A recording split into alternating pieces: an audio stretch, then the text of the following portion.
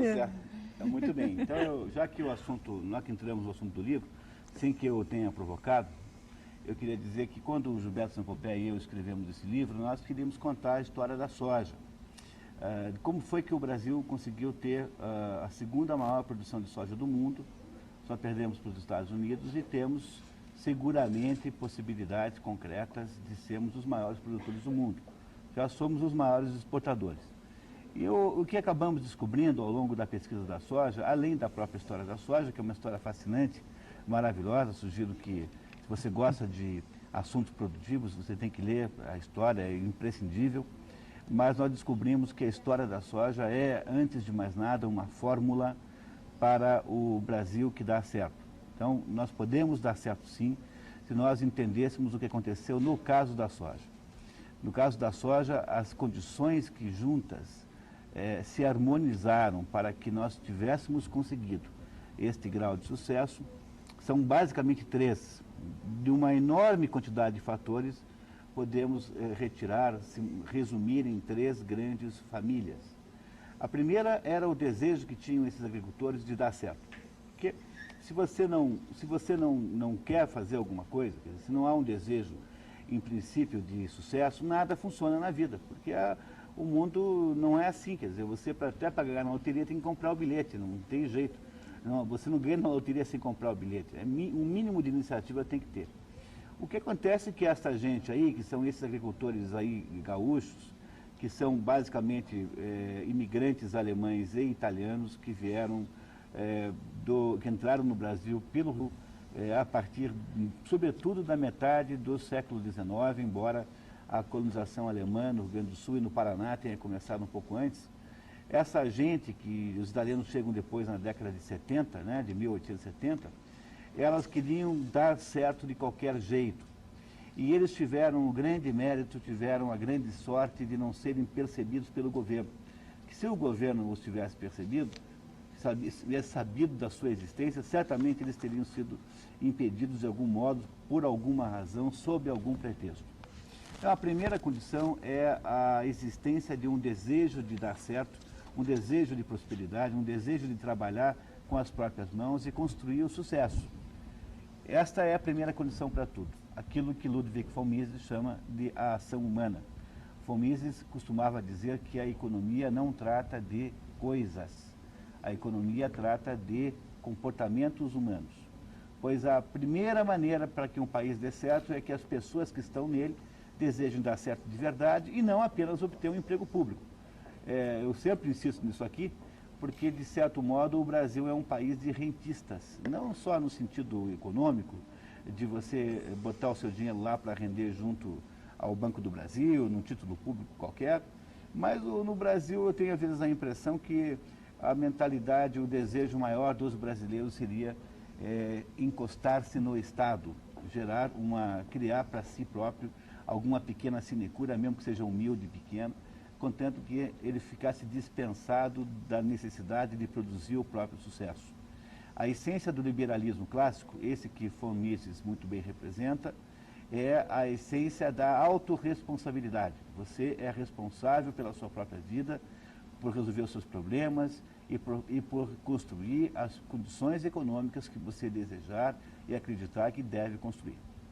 O segundo conjunto de condições que interferiram no assunto, que geraram esse sucesso todo, foi o fato de que a comunidade intelectual, a comunidade científica brasileira, conseguiu, a partir do que havia sido feito nos Estados Unidos, temos que ter essa humildade de reconhecer, quer dizer, os Estados Unidos começaram a saga da soja 30 anos antes do Brasil. Hoje não há mais diferença, hoje nós estamos cientificamente e tecnologicamente equiparados a eles, mas nós sempre estivemos 30 anos atrás. Então, hoje uma geração, uma quantidade enorme de pessoas, todas elas citadas no livro, pessoa por pessoa, que aprenderam de mestres estrangeiros, sobretudo estadunidenses, técnicas com conceitos, abordagens, dados científicos e que puderam, então, produzir uma tecnologia brasileira de soja tão extraordinária que o Brasil é o único país do mundo que conseguiu transformar a soja rigorosamente tropical, que é o caso da soja hoje. Ela é tropical, planta-se soja no Brasil inteiro. Então, se você quiser saber onde é que tem soja no Brasil, é simples. Você pega o mapa do Brasil e faça o mapa dos CTGs. Onde houver um CTG, certamente tem soja. Você vai descobrir que a soja cobre todas as regiões, menos a Amazônia selvagem, menos as áreas excessivamente secas do Nordeste e as áreas litorâneas, porque as áreas litorâneas não se prestam a esse tipo de cultivo. No resto está completamente ocupado. Ainda há 90 milhões de hectares a ocupar nas regiões de pastagens degradadas do centro-oeste do Brasil. Esses 90 milhões de hectares garantirão que o Brasil, o centro-oeste do Brasil, mais do que o Brasil, será o maior produtor de alimentos do mundo. Isso é garantido. É só se nós não quisermos fazer, né? Só se nós nos perdermos com debates ginasianos, debates ideológicos, debates de natureza política e deixarmos escapar essa chance extraordinária que está nas nossas mãos. Ou seja, a ciência brasileira, a partir do patamar estabelecido pela ciência estadunidense em fitotecnia, em desenvolvimento de plantas, em melhoramento vegetal, permitiu que esse gaúcho que ia subindo do Planalto do Rio Grande do Sul na direção das Guianas, né? Quer dizer, na verdade, como se houvesse ali um imenso talvegue abandonado, aquilo que Getúlio Vargas chamava de marcha para o oeste, para os gaúchos representava a marcha para o norte, porque eles já estavam mais a oeste, né? Então a questão era subir para o norte. Essa é a segunda condição, segundo conjunto de fatos que nos ajudaram a conquistar esse destaque todo, estão descritos detalhes no livro. E a terceira condição necessária para que nós pudéssemos ter tido esse sucesso foi o fato de que tanto os cientistas quanto os agricultores algumas vezes se defrontaram com governantes de alma extraordinária, governantes como, por exemplo, os ministros Cirne Lima, com o ministro Alisson Paulinelli e também com o ministro Marcos Vinícius Platini de Moraes, que sabiam que a missão do governo não era atrapalhar, mas era liberar, sabiam que a missão do governo não era criar obstáculos, mas era criar facilidades, sabiam que tinham que confiar e apresentar a estes pioneiros, tanto cientistas quanto agricultores, uma ajuda que foi preciosa para que o governo não atrapalhasse, ou seja, na hora em que nós tiramos os cascos do Estado de cima da iniciativa do pequeno agricultor, de cima do cientista competente, nós produzimos essa maravilha chamada soja. Os brasileiros deviam prestar atenção nessa história para entender a soja. Ela merece em si própria, obviamente, muito respeito, mas aí está, dentro deste sucesso da soja, a verdadeira fórmula que nós brasileiros devíamos usar para todos os outros assuntos, desde o combate à criminalidade até qualquer coisa que você possa imaginar. E é este a grande contribuição que a soja traz ao Brasil. Ela é a descoberta da fórmula que nos faz ser vitoriosos e, na verdade, infelizmente, ainda há baixa percepção sobre esta metodologia, o que torna a experiência da soja, de certo modo, ainda um pouco solitária. E isso é, de fato, o maior de todos os fatos angustiantes que nascem dessa situação. Ou seja, a soja é um sucesso em si e é um sucesso como modelo. E nós devíamos prestar atenção nisso.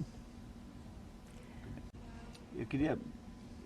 não dá para fazer mais do que alguma contra-revolução, quer dizer, talvez pequenas coisas podem ser feitas pela pessoa, pelo indivíduo. Primeira coisa, não votem pessoas que têm uma cara de cordeiro com objetivos de lobo e chacal. Quer dizer, não votem em projetos estatizantes, não votem em pessoas que prometem que vão salvar a humanidade das suas misérias. Cuidado com as expressões do tipo inserção social, injustiça social, redistribuição, coisas do gênero como sustentabilidade.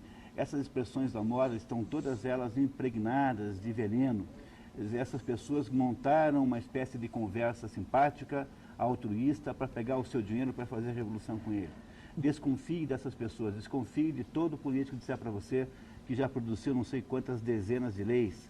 Quanto mais lei o sujeito promove, menos deve ser confiável para ser votado, porque uma pessoa que promove muita lei está só gerando empecilhos na sua vida. Prefira um político que diga que vai tirar as leis todas, que vai tentar derrubá-las, e nenhum que diga para você que vai aumentar a quantidade de leis. Desconfie da inteligência montada nas universidades, nesta unanimidade que essas pessoas têm. Desconfie de toda a conversa cujo destino seja para dizer a você que no mundo há injustiças, injustiçados e injustiçantes, que há perseguidores e perseguidos. Essas são as conversas publicitárias que os totalitários usam para engambelar você, pegar o seu dinheiro e fazer a revolução com o seu próprio dinheiro. Crie uma espécie de DNA contra a malandragem dessa gente. Fique alerta, preste atenção. Se você fizer isso, já estará fazendo tudo o que você pode fazer, talvez, para diminuir a possibilidade de eles continuarem nos enganando. E o governo mandou, através do secretário de Justiça, prender as pessoas que estavam fazendo a segurança desses fazendeiros. Mas é exatamente, é desarmar. E é preciso que se diga a bem da verdade que não só isso aconteceu, como a imprensa inteira fez todo o esforço de demonizar os presos como se fossem criminosos perigosíssimos. Houve uma absoluta unanimidade em se chamar essa gente de quadrilheiros, com a expressão que nunca se usou para ninguém da MST, que esses sim são rapinadores de gado, rapinadores de pinheiros. Entram numa propriedade, por exemplo, se você tirar uma árvore do seu jardim, é capaz de ser preso. O MST pode entrar numa propriedade, cortar todos os pinheiros, vendê-los, e isso é absolutamente aceito e natural. Então, o mais grave não é tanto a polícia ter feito isso, porque afinal de contas a polícia tem compromissos ideológicos, né, no âmbito da direção do governo, mas o fato de que a imprensa do Paraná comprou isso com essa leviandade é impressionante. E essa é o retrato do assunto no Brasil inteiro. Quer dizer, não há o que o MST possa fazer de barbaridade que não seja automaticamente perdoado em relação à criminalização que se fará de qualquer pessoa que tenta defender a sua propriedade. Eu acho que isso que nós podemos chamar de carta de... É isso. Quer dizer, o rei da Inglaterra, chegou um dado momento, não conseguia dar conta dos piratas, então inventaram o corsário. O corsário é o pirata estatal. Quer dizer, o corsário é o pirata a serviço do rei. Então pegaram o Francis Drake, que era um pirata como qualquer, e disseram assim, olha, agora você em diante é Sir Francis Drake. E você tem agora uma autorização do rei da Inglaterra para saquear navios franceses, mas por favor, só os franceses. Quando o PT nasceu no Brasil há 20 anos, de certo modo essa diferença foi uma forma do PT se viabilizar rapidamente, porque há 20 anos comunista era o Prestes, era o Jocondo Dias, era o Freire, e o PT não era comunista. Inventaram o Partido Trabalhista e camuflou. Isso, o PT foi inventado justamente para parecer que não era comunista, já que havia comunistas notórios. E aos pouquinhos, esses partidos ditos comunistas, propriamente ditos, não é? Eles foram se fundindo com o PT lentamente. O PT hoje é um partido de inspiração absolutamente socialista, embora tenha tido uma origem trabalhista que é muito mais por conveniência do que por sua verdadeira natureza, de fato. Mais ou menos isso. A empresa, o Brasil começa que antes da Revolução, o Brasil nunca teve nenhuma grande situação de privatizante, nunca, jamais.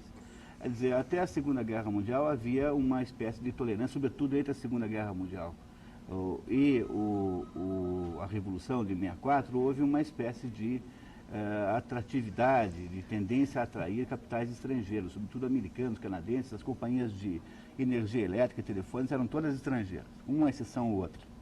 Aí quando chega o governo do Castelo Branco, o Roberto Campos e o Otávio Gouveia de Bulhões, dois homens extraordinários, eles começam a consertar a macroeconomia, não se interessam muito pelas empresas em si, porque havia uma desordem tão grande, e eles passam, e o governo do Castelo Branco foi muito curto, também é preciso que se diga isso, e eles se preocuparam muito mais com a macroeconomia. O Delfim, que vem logo em seguida, é um sujeito que quer que a economia cresça. Então, novamente, é um macroeconomista. O Delfim, com todo o respeito que eu tenho a ele, eu tenho a impressão que o Delfim não tem a menor ideia do que seja uma empresa real, assim, uma firma, no sentido de pagar funcionário.